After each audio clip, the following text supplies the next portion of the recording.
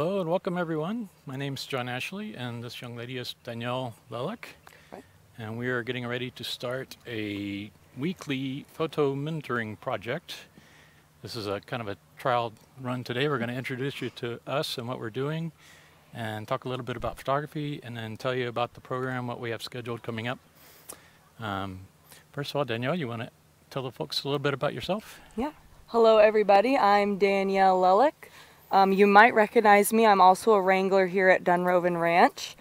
But I have taken an interest in photography and I'm really excited about learning more about my digital camera. I started taking pictures in college with a point and shoot. That was just kind of the tip of the iceberg, and I'm really excited for John Ashley to let me in on the finer points of taking more creative pictures and fully utilizing this camera. So, and I am from Montana, grew up in the Bitterroot Valley, currently living in Missoula.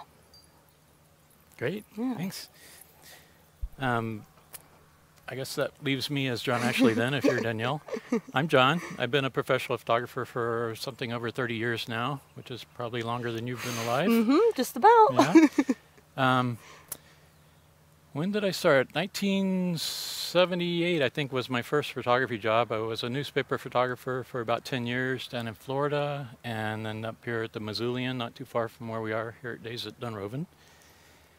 After that, I went to work in the National Park Service as a seasonal biologist, did that for about 10 years, and then I left the Park Service to combine the two. So I do a lot of wildlife photography, some landscape work, and I have an addiction of nighttime photography. So I have the 10 years of experience of being thrown into situations and trying to figure out how to photograph them so that the photographs make sense to other people. So hopefully I can peel some of those little nuggets out of my brain and share them with Danielle and with you folks.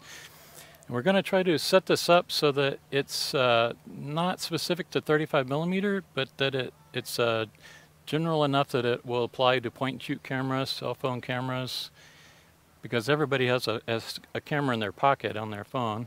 So we want to keep it general. So we're going to build a foundation. We're going to take the very basic, simplest things that I can break photography down into, and we're going to explore those topics and see where they lead us. You want to talk a little bit about the schedule of what we're going to look at? Yeah, absolutely.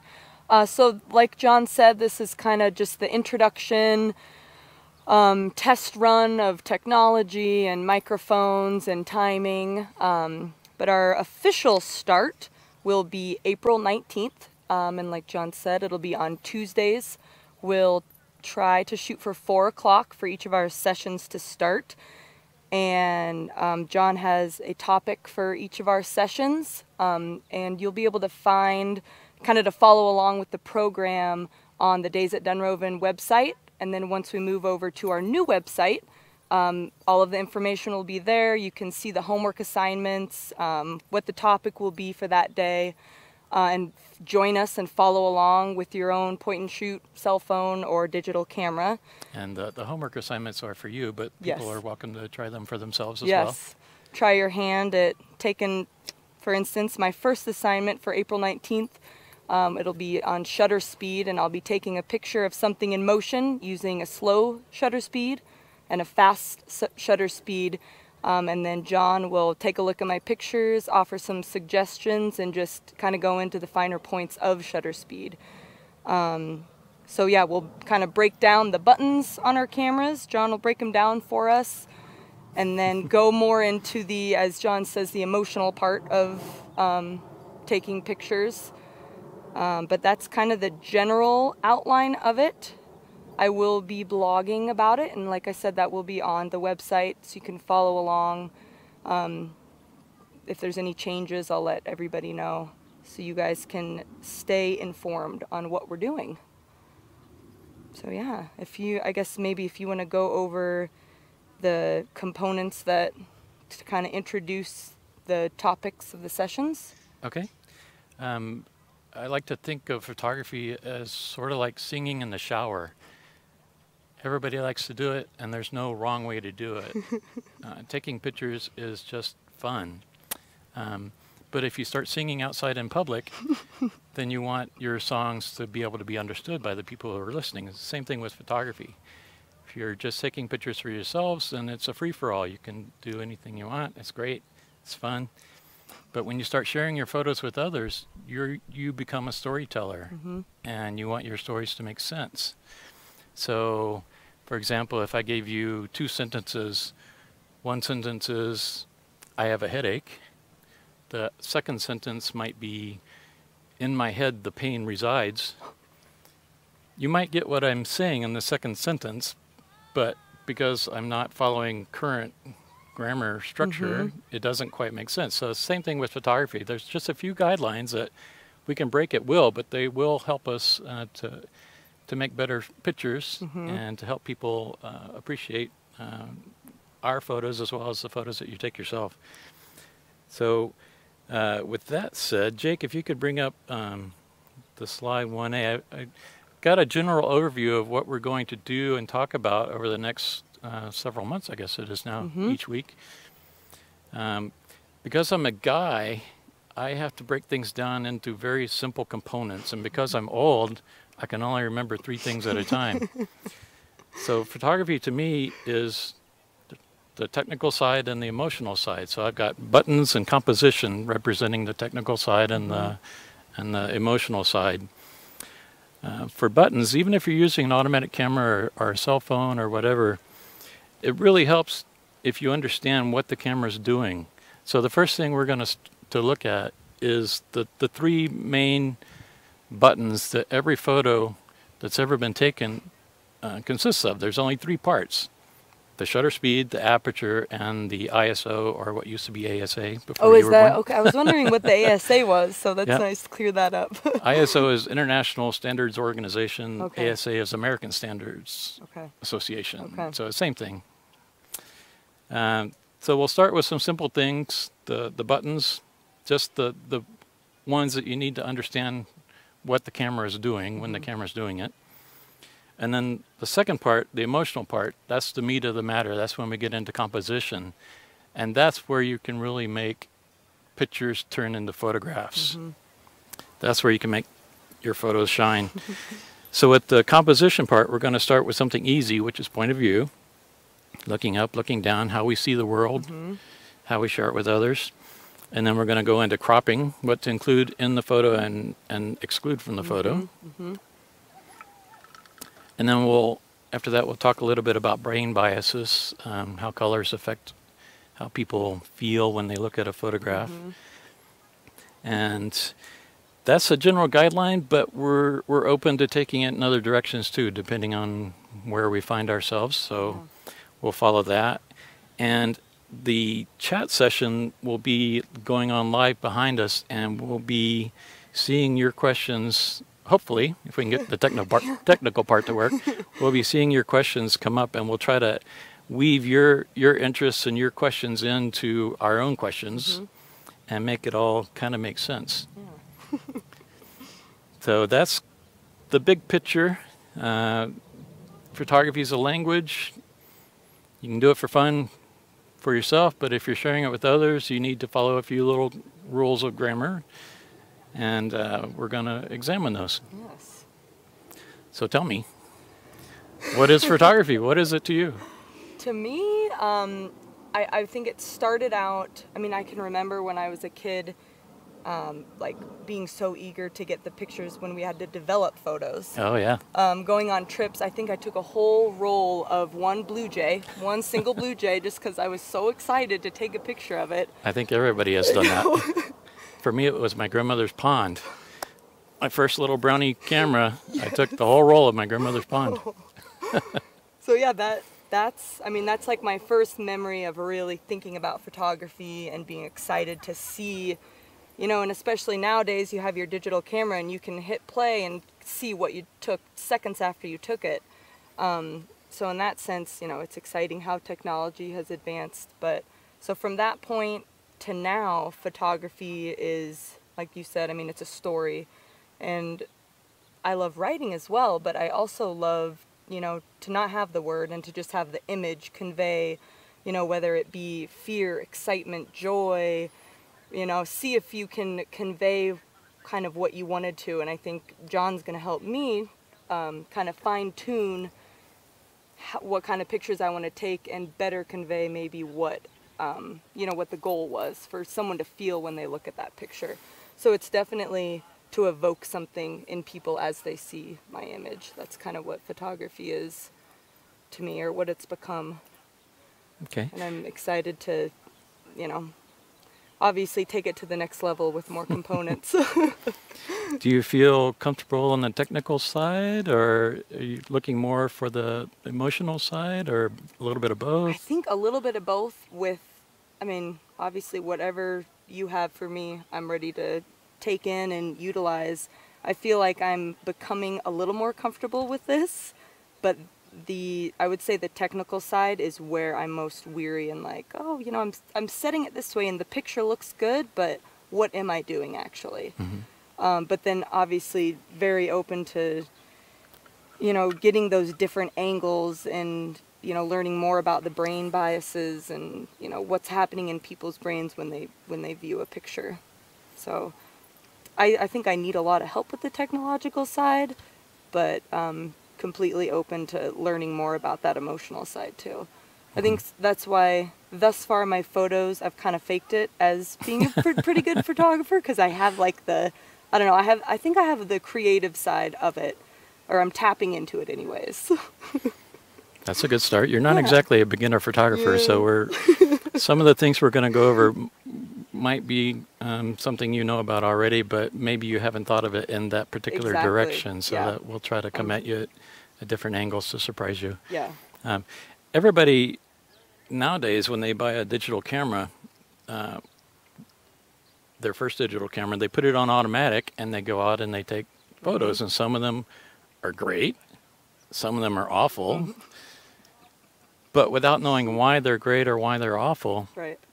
you can't really get beyond that. You just keep taking, you know, your 50-50 chance over and over. Yep. So even if you shoot with a cell phone or with a camera that's fully automatic, even if you stay on automatic all the time, understanding what the camera's doing behind the scenes will help you manipulate or work that camera to its own best advantage. And then if you get brave enough to go over to the manual side, the dark side, the all full manual photography, which is what I do, that's when you can really take your creativity to the next level. Yeah. So even if you don't go to the manual side, just knowing what the buttons are doing, what the camera's doing behind the scenes, Absolutely. really can help. Cameras these days are pretty smart. They're smarter than I am. And there's, I don't know, 50 buttons on this Nikon. I know about 10 of them. I'm a professional photographer. Beware, you know, they try to sell you a new camera every year because they want to sell another camera, but they add new buttons each year to make it better than last year's camera, and they add more pixels to make it sound like it's better, but that's not what you need. What you need is to understand those basic concepts that we're going to talk about. I've only listed 6 of them.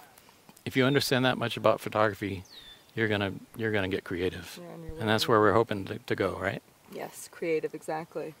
So then I could ask you what kind of turned your lens, because you were a photojournalist for a while. What made you kind of want to go to the more creative side of it, I guess?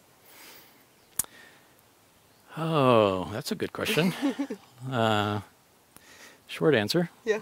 As a photojournalist, working at a newspaper office, you're doing your work in the dark room, and a call comes over the scanner. There's a fire. Your heart starts beating 100 miles an hour. You have to race this scene, and you have to try to capture the story of that fire in one little rectangle. Right. And you're competing for space with the writer who shows up after you and who can make phone calls after the fire is out. They've got the luxury of time, but you don't. So you have to be ready, know how the camera works, to know the minute. So as a photojournalist, there's a lot of rules and regulations, and I mean, you're on deadline every day. You finish this deadline, and now you're on to the next deadline. So it's a real stress-driven lifestyle, if you will. And after doing that for 10 years, I'm also a biologist. After being a photojournalist for 10 years, I wanted to use the camera for the greater good, if you will. I wanted to use it for conservation. So I try to use photography as a teaching tool to make people fall in love with wild animals and wild places, and to make them understand what the animals are doing and why they're doing it and what they need from us. I just came back from eastern Montana, where I was working with biologists on the black-footed ferret project over there. My first time working with ferrets, and so I'm learning from the biologists, I'm learning from the ferrets, kind of their lifestyle, and now I'm trying to grind those gears in my mind. How can I photograph this in a way that would make people want to conserve ferrets? That's my reward. That's what I'm in it for now, is to kind of turn the camera back around and make it a thing for the public good, I guess. I'm not going to live forever. I'm way beyond middle age, and I want my photos to live after me, to be doing good work after I'm gone. So, I said short answer. That wasn't a short answer. A good one, though. Thank you. Let's see what our time frame is. 490. I mean, I guess we've kind of gone over the general overview of what the mentorship's going to entail. We will keep you informed if a session's going to be canceled. For instance, next week we will not have a session. The following week, which will be April 12th, we're going to do another kind of training session.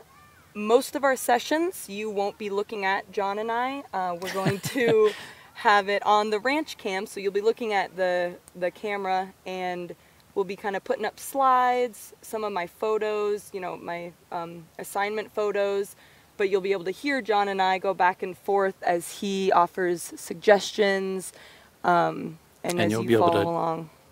The people watching will be able to have their input on the chat, so you can ask questions about the photo of you, or ask questions of me, of whatever. Yeah, ask basically anything, with, referring to photography, what we're doing. If you want to know more, if you want to go, into a different route and ask a question, you're more than welcome during that half-hour session that we'll be doing to, chat your question in. I'll be at the computer, John will be at the computer. Different computer. Different, yep. He'll be home in Keela? I might be in Kyla, or I might be on the road. Kyla. Okay. Wherever John may be, we will find him, though. So most of the sessions, like I said, will be that. Halfway through the mentorship, we'll probably do another in-person session like this. But the real start will be April 19th, and we'll be going over shutter speed. So my assignment before then, like I said, is to go find something in motion and get a shot of it with the fast and the slow shutter speed. How about Oso? And Oso. Oso, our official session dog, I think. You might be seeing some pictures of him. So yeah, I think that pretty much wraps it up, unless you have anything else you want to hit on? No, we're not in front of a computer right now. We're out in the yard. Right. Outstanding in our field, we both are. But if you have any questions, feel free to type them in, and we'll get to them and go from there and try to weave that in. And after this, we'll be doing a training for the online sessions that I just mentioned. So John will, I'm just going to show some of my photographs that I've taken, and he's just going to kind of check them out. We're going to talk about them to do kind of a before and after at the end of the mentorship. We'll put up some of the photos that I took after the mentorship to see kind of the transformation. So after this, we'll be hopping over to looking at some photos. But like I said, join with us if you want to watch another practice session on April 12th, same time. But if not, we will have our official start April 19th at 4 o'clock. So thanks for tuning in. Bye.